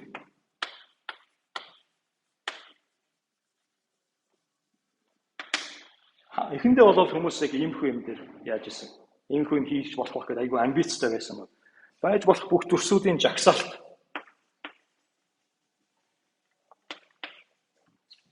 гаргаж болох уу?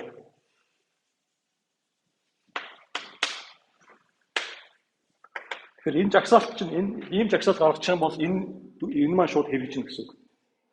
Жагсаалт гаргачих юм бол ерөөс жагсаалт нь байж байгаа юм чинь нэг дүрс авчраад энэтэй адилхан байна уу, тэрнтэй адилхан байна уу гэдэг хооронд нь дараад үзэж байна. Хоёр хэмжээстэй дүрсүүдийн хувьд энэ ийм жагсаалт гаргагдсан байна. Бид нэр дифференциал геометри хичээлээр үзсэн шүү дээ. Жагсаалт нь гарцсан. Ерөөсөө энэ шууд нөхөрөө ингэж ангилдаг. Хэдэн нөхөртэй байна вэ гэдгийг. Тэгээ 3 бүр болохоор байхгүй. Жагсаалт энэ ерөөсөө бүтэхгүй юм болж байна. Тэгэхээр яг нэг иймэрхүү юм дээр одоо энэ зорилгон дээр бид нар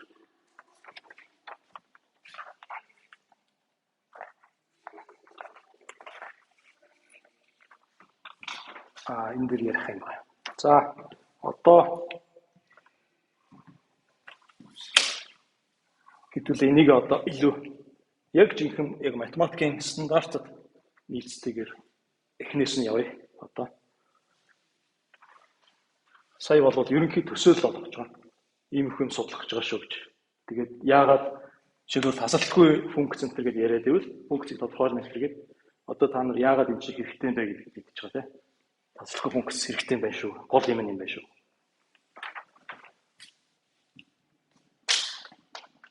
За тэгэхээр хамгийн түрүүнд бид нар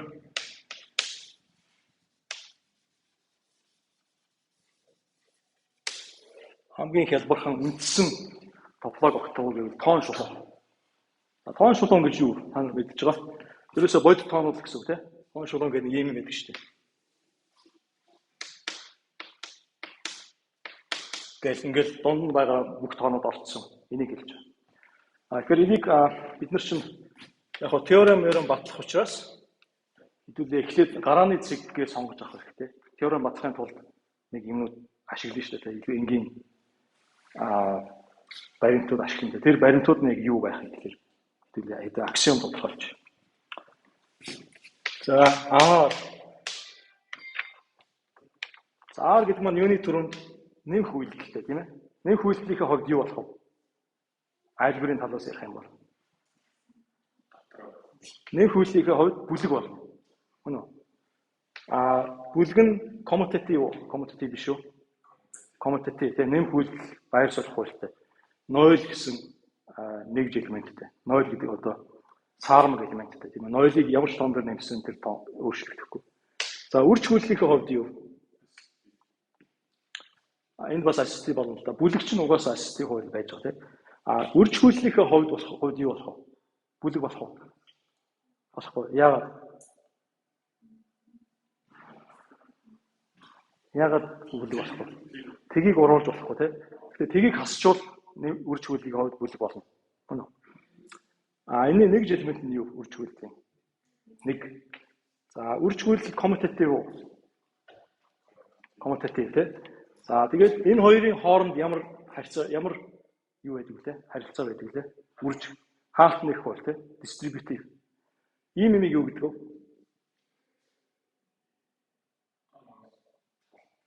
Талбар гэх тийм. За талбар гэдэг маань одоо ийм яг сая ярьсан шиг юм хэлж байгаа. Ийм тэгээд дээрэс нь энэ хоёр хоорондоо дистрибьютив хуультай. Энд дээр бас нэг өөр нэг шинэ юм байгаа. Энэ болохоор ийм тийм баг гэсэн тэмдэг байна. Энийг болохоор бид эренбэлэгдсэн талбар гэж ярив.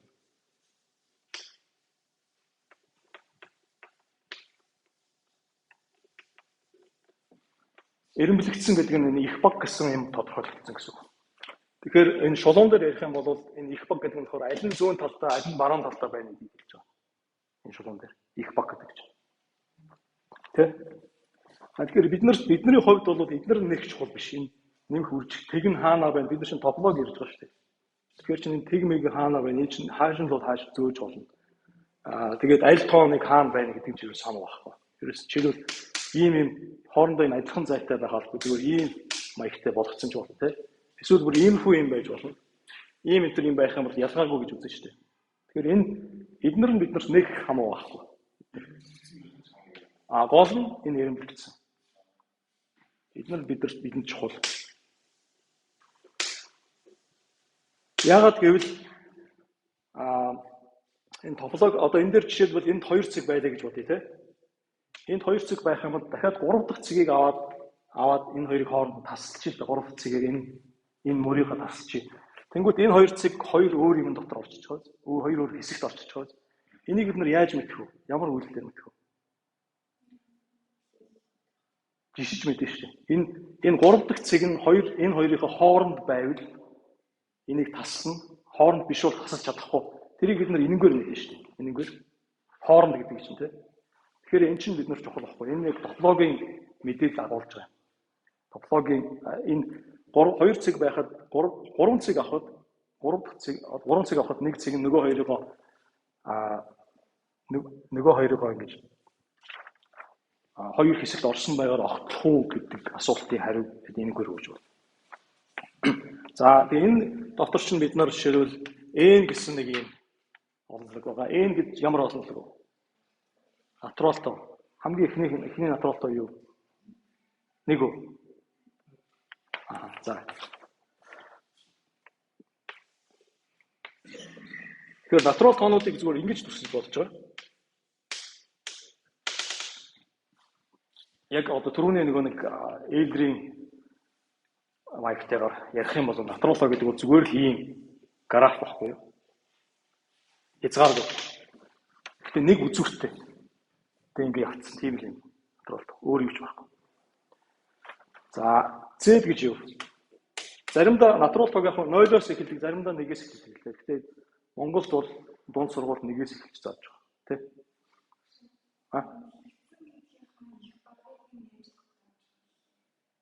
Их баг нь бид нар аль тоолоос их баг вэ гэдгийг бидний үстэй. Тэрнгээр л тодорхойлж байгаа. Юу нэ? Зайгаар ойлгодог уу? Үгүй. Тодорхойлохдоо зай хамаагүй шүү дээ. Хамгийн эхлээд эрг тоонууд гэж юу вэ гэдгийг мэдчих хэрэгтэй. Тэгвэл болчихно. Гэхдээ зүгээр зай гэдэг ингээд анхны одоо эрг тоо гэж юу вэ гэж тодорхойлох гэх юм бол нэгэн дээр нэг эрг тоо нэмээд нөгөөх нь гарч ивэл хоёр дахь тоо нь их гэсэн үг тийм. Тэгэхээр эрг тоо гэдэг юм ахлаа юм чинь хамгийн чухал. Гэхдээ энэ дээр би ингэж яагаад энийг бичээд байна гэхээр эдгээр чинь анханаас ингэж өгөгдсөн байгаа гэж үзэх байхгүй юу? Бид нар мэдж байгаа гэж үзэж байгаа. Тэрнээс биш. Энийг ингэж тодорхойлох гээд явахгүй. Угаас санаасаа байж байгаа. За Z гэж юу? Ийм байдлаар Z-ийг зурвал яаж зурах вэ? Хоёр тишээ хязгааргүй, тий? Нэг юм үзүүр байхгүй гэсэн.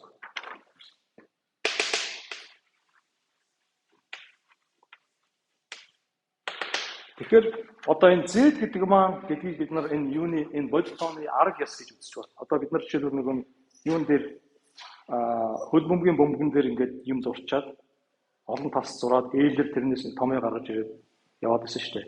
Тэр нь ингээд хөл бөмбөгийн арга яс шиг. Тэгээ тэр нь үндсэндээ тэр хөл бөмбөг ямар топологийн бүтцтэй вэ? Тэрэн дээр байгаа цэгүүд хоорондоо яаж холбогдсон бэ гэдгийг төлөөлж байгаа тийм юм байна. Яг тэр шиг энэ Z энэ граф биш үү? Энэ чинь яг бодитооны шулууны арга яс واخгүй. Яг цаана холбоосыг бид нар зааж өгч байгаа тийм гэж ойлгож байна. R-ын арга яс.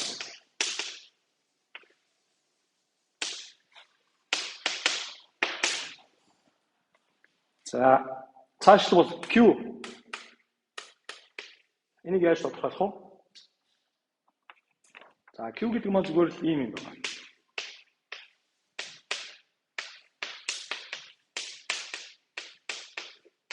Ийм байна тий. Хоёр юмны харьцаа бүхэл тоог натурал тоон дугаарсан тийм л. Тэгэхээр нэмэх асах бүх юм гарч ирнэ. За тэгэхээр одоо юугаа авч үзээд бүхэл бодитоо шулуунаа авч үзээд энэ дээр ингээд арцнал тоонуудыг одоо тэмдэглэе гэж бодъё.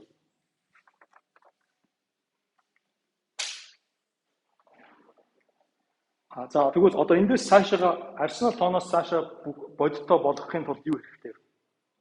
Арсенал тоонууд хэрэгтэй тийм. Тэгэхээр ерөнхийдөө ингэж ойлгож байна. Арсенал тоонууд гэдэг ингээд ийм тасалтай юмнууд байж байна. Тэгмээ дундуур нь ингээд юу гэдэг юм шавар ч юм уу эсвэл цавуу ингээд хийчихсэн. Цавуу зүтгэсэн. Тэр цавуу нь арсенал тоонууд. Тэ? Энд бол арцнал тоонууд байж байна. Тэгэхээр ирцнал тоонууд гэдэг дээрээс нь эдний дундх зайнуудыг бөглөцсөн. Тэгээд тэнгуут бодитон шулуун гарч ирж байна. Одоо энэ яаж бөглсөн бэ гэдгийг дүрслэх нэг аксиом бид хэрэгтэй. Тэгэл бүгд болчихж байгаа. Энэ A1 гэсэн аксиом. Энэ A1 чинь бол үнэндээ энэ Q гэдэг чинь үнэндээ энэ талбар мөн үү? Тэ.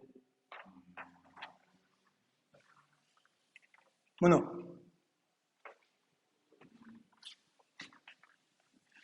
Зоригтой хэлээрэй. Буруу байлаа гэд яадгийг зоригтой хэл. За мөн тэ. Тэгэхээр энэ Q чинь энэ аксиомыг хангана. Тэгэхээр чинь зөвхөн энэ аксиомоо аваад явуул яах вэ гэхээр R гэсэн энэ онцлог байхгүй болчихно гэсэн үг тийм. R ч байж болно, Q ч байж болно.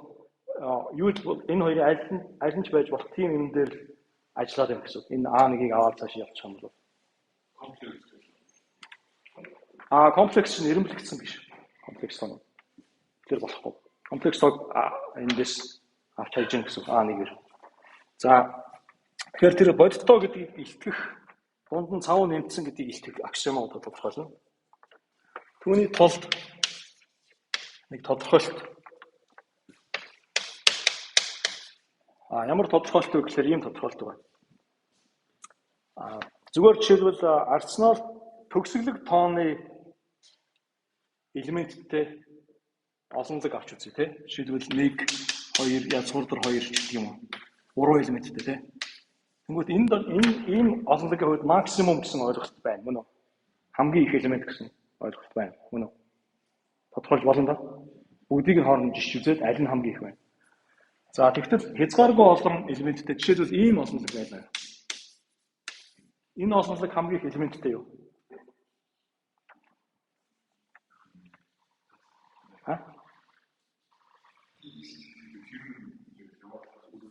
Эсвэл ийм авч үзье л да. Хасах 1, хасах 2-ны 1 гэх мэтлэн ингээд хасах 1-ийг байгаа нь n гэсэн ингээд бүх тоонууд байж байгаа. Энэ олон зэг хамгийн их элементтэй юу?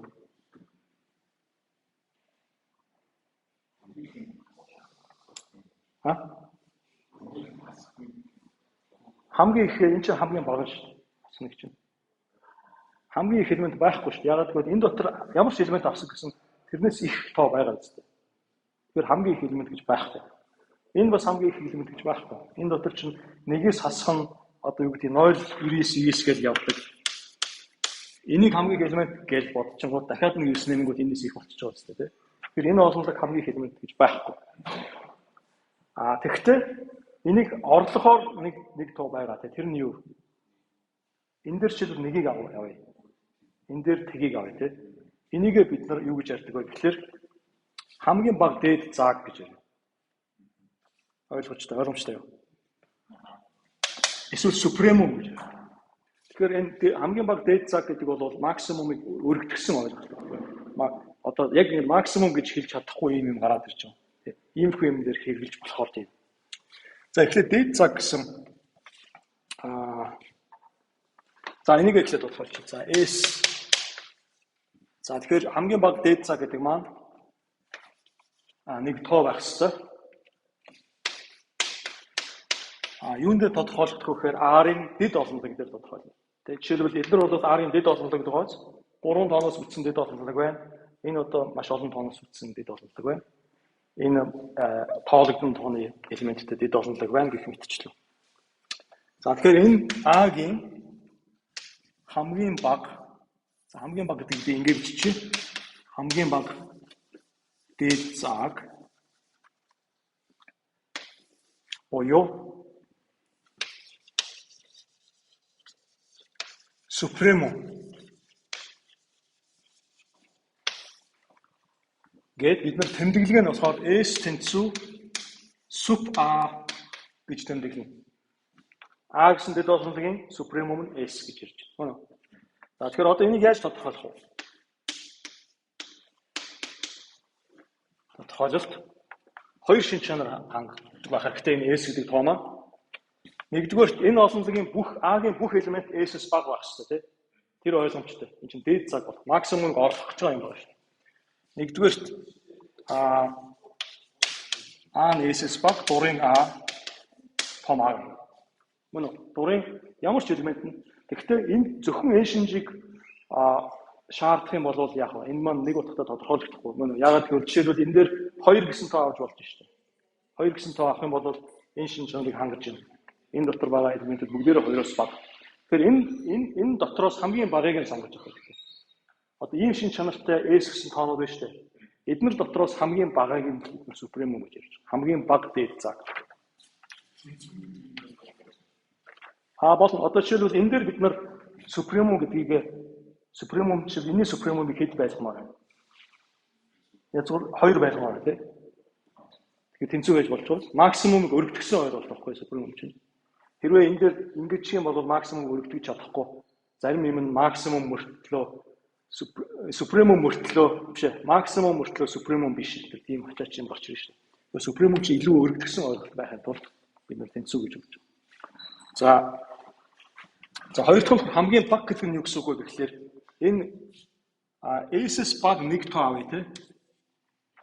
S-с баг 1 тоо ямар ч тоо авсан гэсэн тэр нь энэ шинжийг хангаж чадахгүй байх хэрэгтэй. Тэ хамгийн баг гэсэн шалгуур шүү дээ. Тэгэхээр S ийм авах юм бол яадаг вэ гэхээр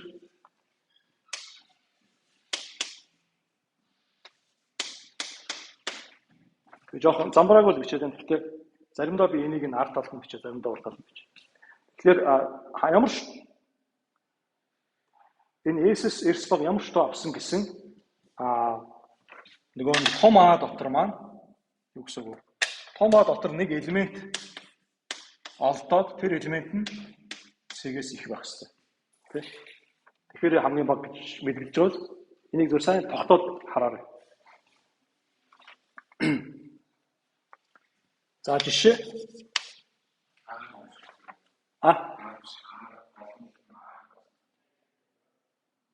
Юу гэнэ?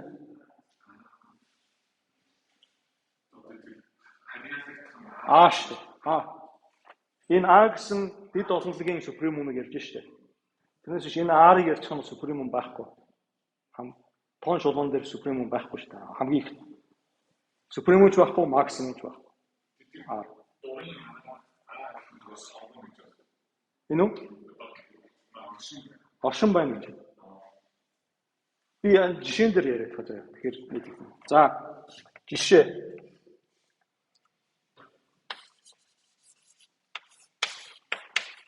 Энэ олонлогийн супремум нь хэд вэ? 1 супремум шүү. За энэ максимум бас 1 тий.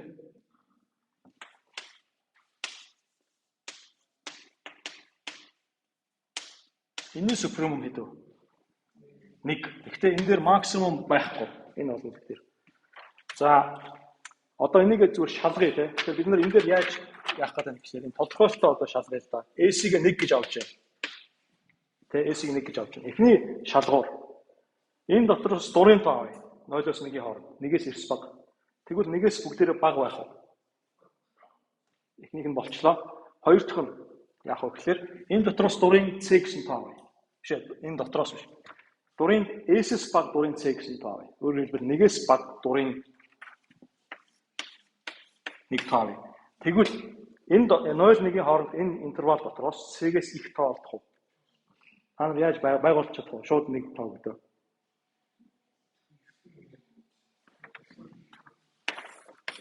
Одоо энэ дээр 1 гэж байна тий. Энд нэг C гэсэн тоо авчлаа шүү дээ. Одоо 1-ээс баг мөртлөө энэ нэгийг оруулахгүйгээр энэ хавьд байдаг 1 тоо гарч ирэх бол яаж болж C-гээс их. Яг голын тоо нь ямар вэ? Ямар тоо вэ? Энэ тоо. Ямар юм байх вэ? Дундаж нь авчин тий. Нэг дээр нэг нь C хуваахан 2. Тэр болохоор ингээд зүгээр ингээд шууд өгчөж штэ. Байгуулчих энэ тоог. Энд байгаа энэ А гэсэн тоог олдож байна. А тэнцүү. Мэдээж ерөнхийдөө бол заавал яг ийм том юм өгөх албагүй зүгээр байгаа гэдгийг л мэдчихвэл болчих. Энэ дотор энэ хавьд нэг тоо байгаа. За энийг тэгвэл шалгая л та. Энийг юу гэлээ? А нь C-гээс эхлээд юуны өмнө А нь энэ осонцог дотор байгаа гэдгийг яаж мэдэх вэ?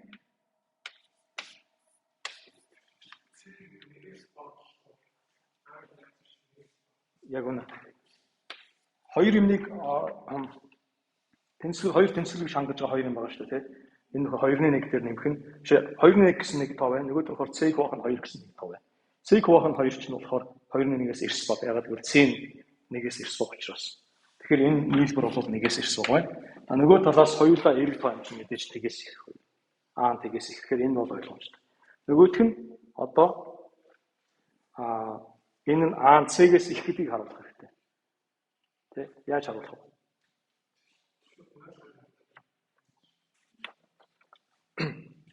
А C-гээс их гэдгийг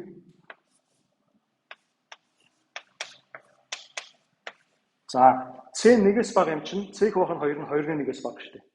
Тийм үү? Тэгэхээр энийг бид нар C хуваах нь 2-оос сольж болно гэсэн үг юм. Нэмэх нь C хуваах нь 2 тэнцүү C. Тэгэхээр А C-гээс их байна. Үнэ үү?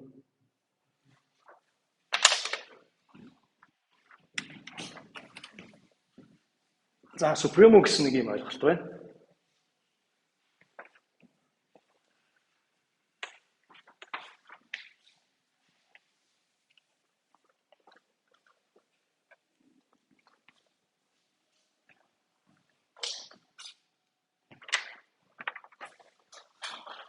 За одоо дахиад нэг тодорхойл.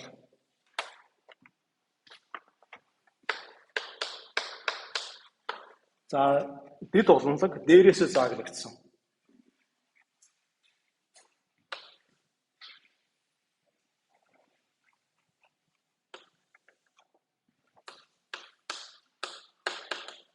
За энийг яаж тодорхойлмоор байна? Дээрээсээ зааглагдсан гэдгийг. Тэрийг бодвол маш амархан. Хэлбэрхэн юм байна. Дээрээсээ зааглагдсан гэдэг юу гэсэн үг вэ? Дээр нэг тоо байна гэсэн үг тийм. Бүгднгээс нь их байдаг нэг тоо оршин байдаг гэсэн. Тэгээ тэр тоон заавал энэ дотор байх албагүй шүү дээ. Зүгээр л нэг бодит тоо. Ямар шинж чанартай бодит тоо вэ гэхлээр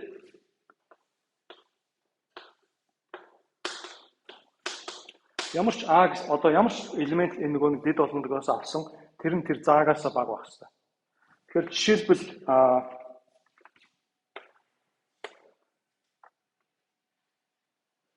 за эдгээр бол амархан те эдгээр бүгдээрээ зааглагдсан мөн үү? Үнд энэ дээр жишээлбэл бэг хэд гэж авах болох вэ? Заагийг нь 2 гэж аавна. Гэхдээ бүр яах юм бол 10 ч гэсэн явж болно шүү дээ. 10 байж болно. Энэ дээр хэд гэж авах вэ? 100 гэж авч те. Угаасаа энэ дээр шиг 0 гэж авч болно гэх мэтчлэн. За яг жоохон ийм энийг яах вэ? Энэ дээрээс зааглагдсан уу?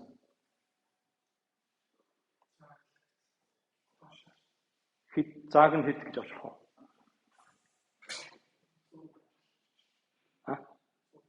100 гэдэг бол найдвартай юу? Хамгийн максимум нь 2-1 мөн үү? 4-1 ч юм уу? Энэ чинь ийм юм байгааз x 1-ээс асах нь x байгааз тэгэхээр чинь юу нь 0-1 дээр байна гэсэн үг шүү дээ. Тэгэхээр энэ аяг бол 4-1 байх гэж бодож байна. Бодож ч гэж дээ. 2-1 орлуулад үзчихгүй тийм. Тэгэхээр 4-1 байгааз. Энэ чинь тэгшэмтэй юм чинь. 2-1 дээр максимум байх хэрэгтэй. Тэгэхээр B-ийн 4-1-ээс их болвол хэд ч гэсэн тоож болно. 10 болно, 100 болно. За тэгэхээр энэ бол дээрээс зааглагдсан байх нь.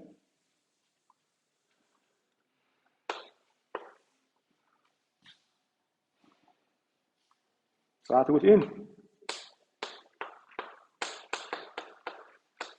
энэ зааглагдсан дээрээс зааглагдаагүй тий.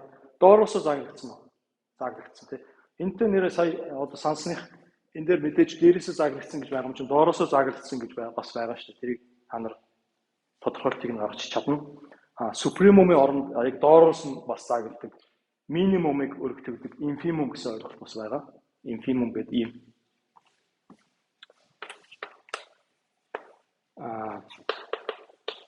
инф гэдэг.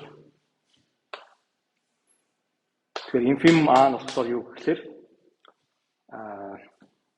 Супремумыг ашиглаад тодорхойлж болох уу инфимумыг? Одоо максимумыг минимум болгодог ч юм уу, минимумыг максимум болгодог ямар үйлдэл вэ? Хас тэмдэг тавьчин тий. Тэгээд гарсан юмыг дахиад хас болгож. Тэгэхээр инфимумыг зүгээр ингэсэж болно. Энэ хансах А гэдэг олонлог болохоор А гэсэн олонлогийн бүх элементүүдийг эсрэгээр нь сольдог тийм үйлдэл. Өөрөөр хэлбэл ийм гэсэн. Ийм үйлдэл гэсэн. Ийм болно. Ингэж болно. Эсвэл зүгээр шинээр ийм тодорхойлт хийсэн ч бол яг тэрийг дуурайлаад. Тэгэхээр тийм ойлголтууд байгаа шүү. За одоо жинхэнэс нөгөө аксиомоо тодорхойлох хамгийн сүүлийн аксиом.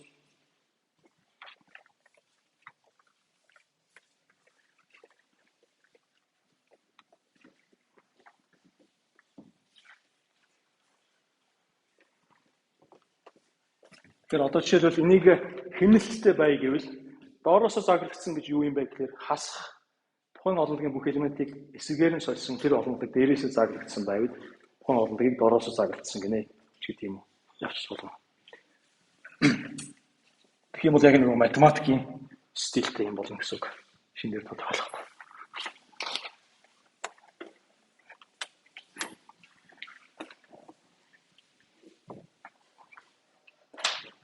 За аксиом 2. За энэ нь юу юм бэ гэхээр одоо яг жинхэнэ нөгөө нэг цавууны тухай ярих гэж байна.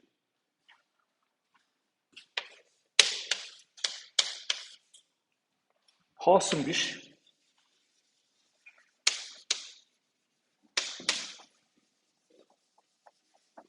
Дээрээсээ заглагдсан. Дэд олонлог бүр супремумтэй байна гэсэн тийм. Бол супремум оршин байна.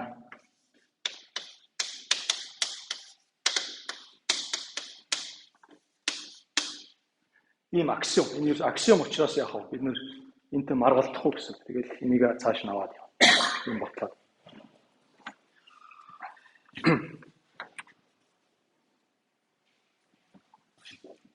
Энийний мөрдлөгөө харахад бол ерөнхийдөө хар ухаанаар бодоход бол ойлгомжтой юм шиг тий. Одоо ийм супремум байхгүй байна. Дээрээсээ заглагдсан мөртлөө байхгүй байна гэхээр одоо юу гэсэн үг болох вэ? Эсвэл хэцүү гоо. За. Тэгэхээр ийм аксиом байна. Тэгэхээр энэний мөрдлөгөөнүүдийг нь бид нэр авч үзснээр яг энэ аксиом нь зөв аксиом юм байна гэдэгт бид нэр үнэмшин. Одоо байна. Тэгэхээр за хэдэн мөрдлөгөө авч үзье. Жишээлбэл А n дээрээсээ заглагдаагүй.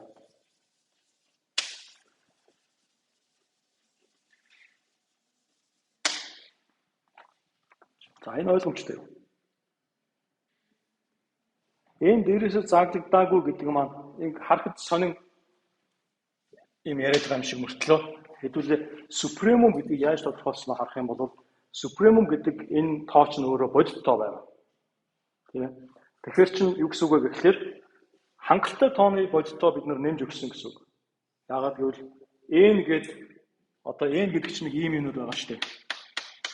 Тэгээд ингээд явж итэл нөгөө бодит тоонуудаа нөгөө цавуугаа хийж жаад ийшээгээ дүүрэхгүй энэ хавьдаа ингээд дүүргээд орхицсан байж магадгүй шүү дээ. Тэгэх юм бол энэ бүх биш сая юу ярьч вэ? Энэ дээрээсээ заагдаагүй гэдэг чинь юу гэсэн үг юм бэ гэхээр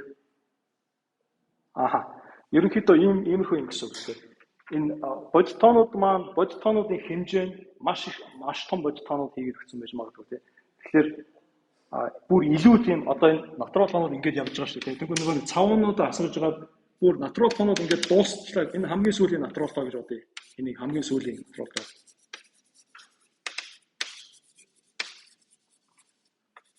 Мэдээж тийм бол байхгүй тийм. Гэхдээ зүгээр натурал тоо гэж нэг олонлог юм болохоор тэрний цаана гэсэн төсөөл байж болно шүү. Тэгэхээр тэр цаана юм цавуугаа асгаагүй гэсэн.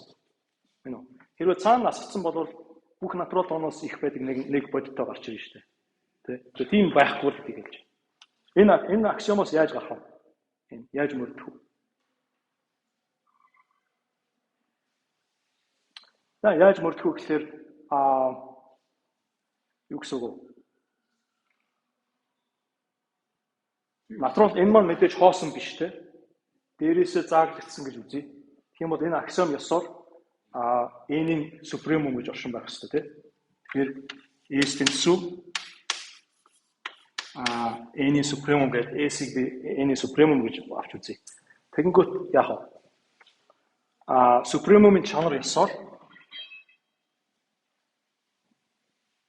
Супремумын чанар ёсоор жишээлбэл n гэсэн нэг натуралтай оршин байна. Энэ ямар шин чанартай юм бэ гэхлээр S-с хичнээн багтаа хассан гэсэн тэрнээс их байдаг тоо байх ёстой шүү дээ. Супремум чанар ёсоор. Хүн хоёрдугаар чанар ёсоор. Яг гэвэл супремум гэдэг нь хамгийн бага дээд заг. Тэгэхээр чинь хэрвээ ийм тоо байдаггүй байсан бол S-ийг багасгаж болох байсан гэсэн үг шүү дээ. Тэ? Өөрөөр хэлбэл энэ зургаар зурх юм бол энэ дээр S гэдэг маань энд байж байгаа. Тэгвэл натурал тоонууд нь энд байж байгаа. Тэнгүүт S-с 2 энэ одоо S-с 2.1 байж байгаа тийм. Тэгвэл энэ хооронд тоо байдаггүй байсан бол S-ийг S-с 2.1-ээр сольж болох байсан гэсэн үг байхгүй. Яг гэвэл S-с 2.1 чинь S-с бага дээд заг болчихлоо шүү. Тэгэхээр чинь S чинь хамгийн бага дээд заг биш болж та. Тэгэхээр ийм байх хэрэгтэй хоёрдугаар чанар. За. Тэгэхээр n гэсэн натурал тоо байдаг байх нь тийм. Тэнгүүт n гэсэн юм натурал тоо байдаг байх юм бол одоо n дээр нэмэх 1 гэсэн натурал тоог авч үзье. N дээр нэмэх 1 гэсэн натурал тоо S-с бага байх уу их байх уу? N нь S-с 2.1-ээс их юм чинь N дээр нэмэх 1 нь юу гэсэн үг вэ? S дээр нэмэх нь 2.1-ээс их гэсэн үг. Тэгээд нөгөө S маань дээд цаг гэж ингэ оруулж ирсэн тэр шин чанартай харшилж байна. Үнэ. S-с их юм олчлоо. Тэр чинь юу гэсэн үг юм бэ гэхээр натурал тооны супремум оршин байдаггүй гэсэн үг. Тэгэхээр энэ дотор энэ хоёрын аль нэг нь худлаа гэсэн үг. Хоосон биш юм чинь энэ нь худлаа байхгүй. Натурал тоон дотор жишээлбэл 1 гэдэг натурал тоо байж шин хоосон биш. Тэгэхээр дээрээсээ зааглагдаагүй гэж гарч байна. Тэ? За ийм. Тэгээ үүнтэй төстэйгээр бүх одоо нэгийг хуваах нь тэгээс их бүх арсенал тоонуудыг авч үзье. Одоо Q нэмэгч гэдэг юм те. Энэ болохоор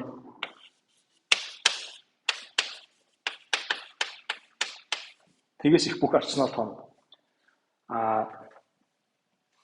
Одоо тэгэхээр энэ маань юу хэлэх вэ гэхээр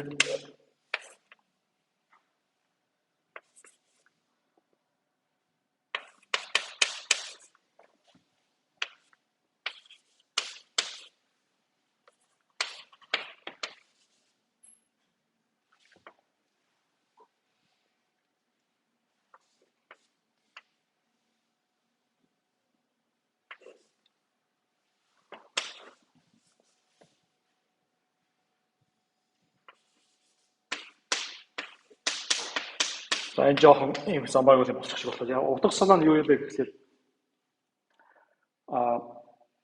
тэгээс их бүх арсенал тоонууд тэг хоёрын хооронд байдаг тийм бодиттой байдаггүй гэсэн.